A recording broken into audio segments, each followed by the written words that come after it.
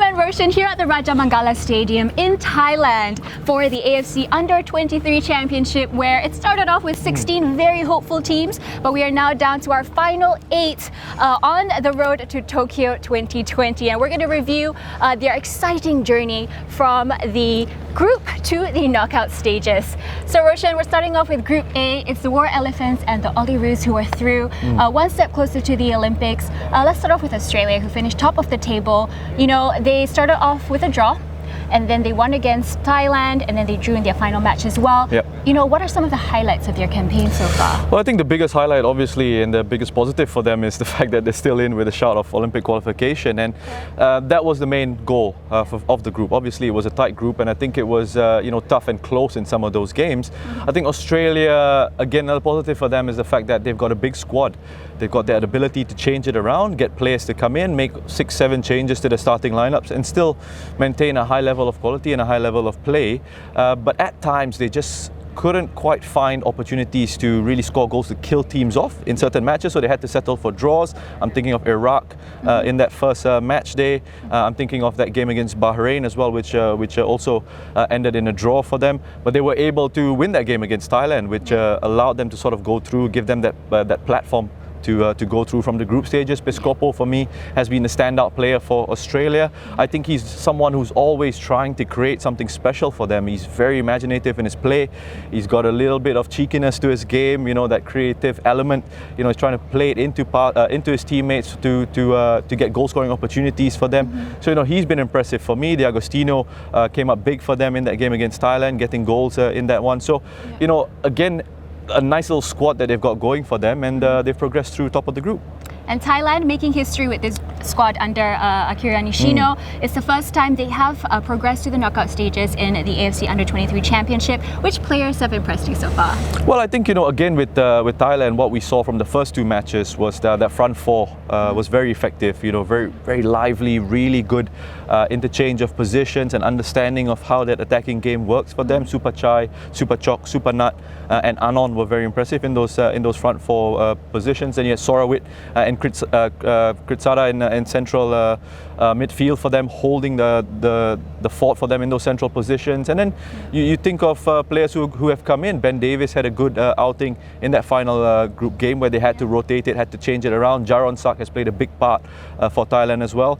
Korapat in goal has been really outstanding for them. He's had to keep out opposition sides, and he did it quite well in the group stages. So real good team effort from this Thai side. And over in Group B, it's Saudi Arabia and Syria who knock out favourites Japan as well as Qatar to make it through to the final 8. Saudi Arabia, they started off, they progressively got better through the competition, and I know that you were very impressed as well with their last performance against Syria.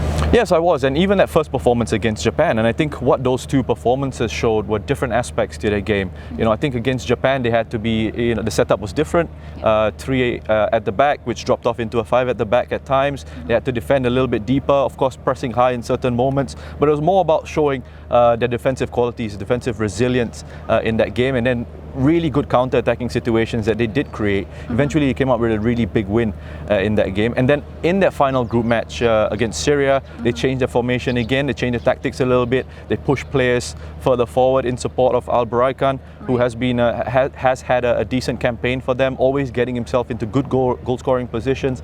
Al Hamdan's another option for them up front. Garib has been very impressive for Saudi Arabia with his ability to get on the ball, take players on and create chances for his teammates as well. I've been impressed with this Saudi Arabia side and the display in the group stages, and as you said, they seem to be growing into the competition, so let's see what they can do in the knockout stages. Alright, and now on to Syria, who I remember on our very first show we spoke about how they statistically and historically in this competition anyway, they haven't had the strongest record, but of course they've gone on to surprise everyone to get through to the final 8. Yeah, I think when you looked at the group that they were in, you would probably have said Japan and Saudi Arabia are favourites to progress. Syria, what they've shown in the group stage is a real strong work ethic and fighting spirit in that side. Go back to that first game against Qatar, where they were losing by 2-0, and they responded really well and then took control of the game, started to show their aggressiveness, use their physicality well. And when you think of how they've adapted the side, they've changed the lineup through the next 2 games, changed the formation a little bit. It was 4-4-2 initially, then it went to a 4-5-1. It gave them a bit more control in midfield. Al Halak, I think, is always a threat for them on the counter-attack down the left-hand side. Abdul Kader has been pretty impressive when he's come into central midfield. Barakat up front for them, I really like his play as a number 9, very effective, good at holding up the ball for them, gets himself into good positions in the penalty area as well to finish off chances. And Faris at the back, Faris and Yusuf in central defence, I think have controlled the side from those defensive positions really well. Well, Roshan, we've been spending the past 2 weeks in stadiums and we haven't really seen the sights and sounds of Bangkok. So I think let's continue our review for Group C's and D's in central Bangkok. Oh, I'm with you there. Let's go. Let's do it. Yeah. So Roshan, we've made it here to the heart of Bangkok. Behind us stands Wat Arun, the very popular Buddhist temple along the Chao Phraya River. I mean, it's incredible, isn't it? I mean, we've been from hotel, stadium, back to hotel. We've had a chance to finally get around the city of Bangkok, and what a lovely venue this is. But definitely, let's get back to the football here, Reem. Yes, back to business. And in Group C, it's Korea Republic who move forward along with Uzbekistan.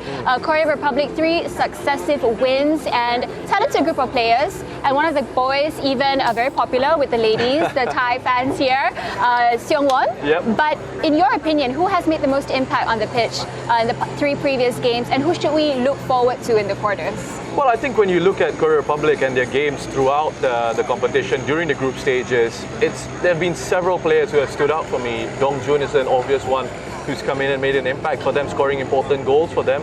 Sehun has had an impact up front. So has Cho, the other striker, he's gotten a goal himself as well. Jeong Woo Yong is another one who is starting to come into the competition and make an impact.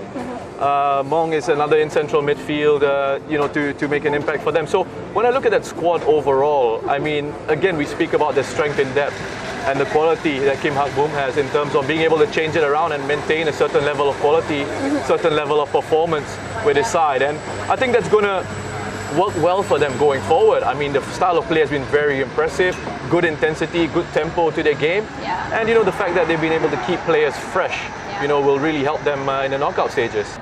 Also going through from Group C version is Uzbekistan, reigning champions. They lost in their final game against Korea Republic, and Drulovic did mention he expected more from his team and he's going to improve certain areas. Would defense be one of those areas that he'll be looking at? No, actually, I don't think there's a big issue with them defensively. I think they've actually been quite strong in those defensive positions. Some of their better players are in those defensive areas. In terms of the performances that they put in the competition so far, I think it's in those attacking areas where they seem to have lacked a few ideas on how to break teams down. I'd like to see a little bit more from Yakshiboyev, for example. I think Kodyrkilov has been lively for them and has been a threat out of the left-hand side, able to take players on. Abdeholikov has worked very hard for them in those 4 positions, but they're just lacking a little bit more in terms of that creative elements to their game. I think defensively they're actually okay. Alionov in those fullback positions get forward and try to support the attack. So they need a little bit more creativity if they're going to go far in this competition, and they certainly need to improve on their performances overall. They were quite fortunate in the end that Iran couldn't pick up the result that they needed to go through. So Uzbekistan go through, but there's lots of work for Drulovic ahead going into the knockout stages. Over in Group D, it's UAE and Jordan who take up the final spots in the quarterfinals. And UAE, they opened up the first game, drew against Vietnam, and then they won against DPR Korea, drew against Jordan once again. But what do you think has been the biggest strength and asset for this team?